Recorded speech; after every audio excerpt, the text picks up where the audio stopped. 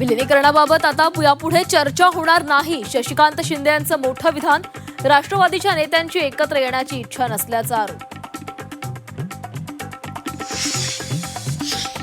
राष्ट्रवादीच्या विलिनीकरणाची चर्चा झाली असती तर भाजपला याबाबत माहिती दिलीच असती. फडणवीसांनी फेटाळली राष्ट्रवादीच्या विलिनीकरणाची चर्चा.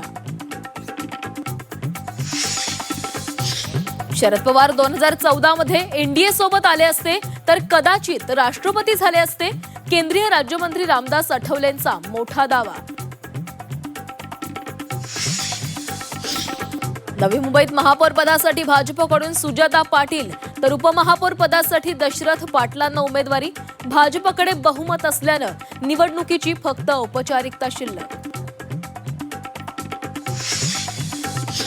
बजेटमधून सर्वसामान्य करदात्यांना दिलासा नाहीच. टॅक्स स्लॅबमध्ये कुठलाही बदल नाही. विकसित भारताच्या दिशेनं दमदार पाऊल टाकणारं बजेट. मुख्यमंत्री फडणवीसांकडून बजेटचं कौतुक. हायस्पीड रेल्वे कॉरिडॉरमुळे जीडीपीमध्ये वाढ होण्याचा व्यक्त केला विश्वास.